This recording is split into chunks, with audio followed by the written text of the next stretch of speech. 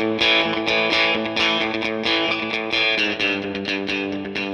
evening and welcome everybody. Sunday night at BT. We're on the Portuguese Riviera tonight, actually, in Estoril. Would love to be. Which is your favourite place, isn't it? Well, Cascais is where I used to live, but Estoril was just round the corner. Why have you got that cheeky smile to I have no idea why. No, they've got a very good casino there, very nice beaches, but tonight, if you can see over the back there, Estoril FC, the football team taking on Benfica. We've got to mention what a remarkable week it has been for Portuguese football, in particular, Champions League.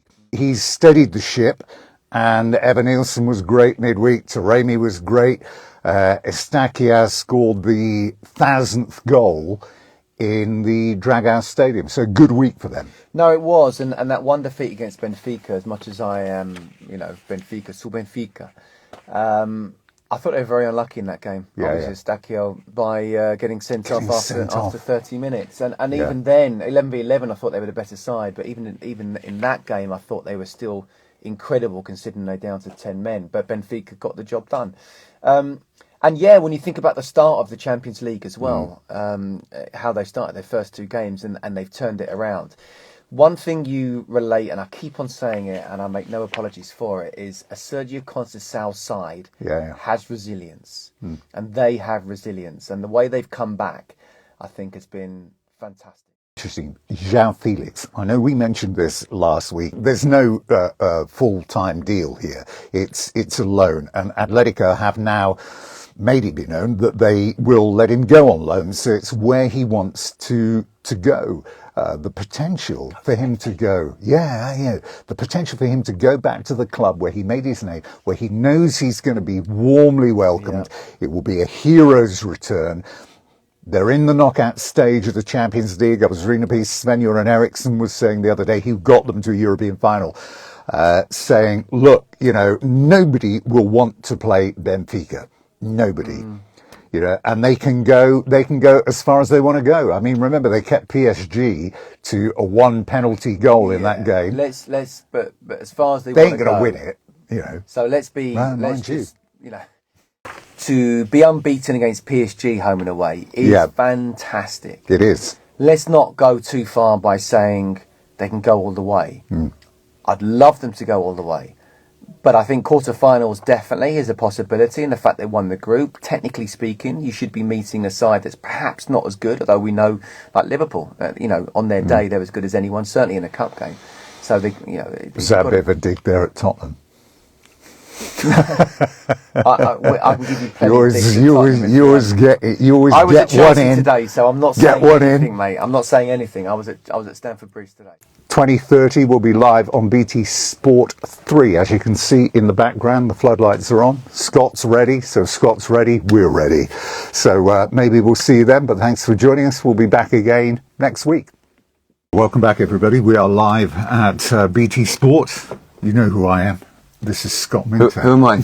Oh, thank you. It's Scott Minto, and we are back here because we are live tonight in about half an hour's time. Sporting Club at home against Braga should be a great game. If you were with us earlier in the season, then you will remember that they shared 6 goals in that game, Sporting leading 3 times before being pegged back. Kickoff is 21:15 on BT Sport, so join us for that. But we have other business to discuss. Enzo Fernandez finally went. Wow. Is this a massive gamble? For who? Well, for Chelsea spending that money. Well, it is a gamble for Chelsea because, we've seen him this season, and a lot of people have only just sort of seen him in the World Cup, and I'm very wary of judging people on the World Cup, but we have seen him from the start of the season, and he's a very, very, very good midfielder with even more potential.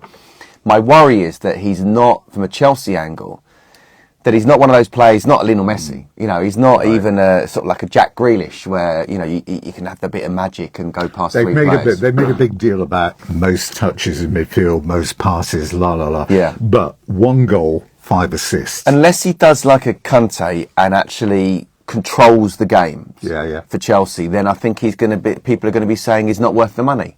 Well, how many of the Chelsea players are worth the money they've spent? I mean, Todd Bowley, to be fair to him, He's like, I don't care how much you want him for. We want that player, so we'll overpay. So there's a lot of players at Chelsea who are not worth the money, but we know he's a very good player. So it is a gamble for Chelsea because it is a lot of money. He's almost like that incredible woman you met on holiday for a couple of nights, and you're thinking you've got a relationship. You need to just actually gratify that. Because you're saying it as if I've told you that I've actually No. Back in the day, you know, when we were young and single. And is this Dan in Estoril? It was almost like a fleeting. What's the words? This is way too dangerous. No. This is way too dangerous. It's not. It was a romance, a fleeting romance. That's what I'm looking for. A holiday romance. But the bottom line is Benfica have earned a lot of money, but at the same time, from a purely football point of view, this season, Benfica are not only hoping to win the title, but they're hoping to go deep into the Champions League. Yeah. And there's less chance of that happening. Absolutely, less chance of that happening with one of your best players gone. But that's not to say I still fancy they'll beat Bruges, and then you're hoping for a good draw in the quarters, but you obviously would have more chance of getting into the semis if you had Enzo Fernandez. Deal that took Pedro Porro to Tottenham from Sporting ended in a completely different way. The supporters wishing him well, him talking up the great opportunity that he was given, how much he loved coming to the club, how much he loved playing for them. And there was a great quote that he made at the end. He said, look, I would love to end my career playing for Sporting. He said, so it's not a goodbye, it's see you soon. You said it in such a romantic way again. I'm sure you could do that as well. It's how we sign off. Absolutely. Every time we finish. While we're on the subject of the League Cup final, Sergio Conceição winning his 9th trophy, Pinto da Costa racking up his 67th during his time there. The only chairman or owner that comes close to him is Florentino Perez. Sergio Conceição, now the most successful coach in Porto's history, taking over from Arthur George. Brilliant.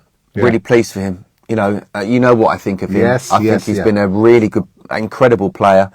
Without quite being world class, he's someone who got the very best out of himself, and he's doing that as a manager as well, and he's getting the very best out of these players. So as much as I don't apologise for saying it, I want Benfica to win the title. I've got a lot of admiration for Porto as a club, but also Sergio Conceição. So I'm really pleased for him.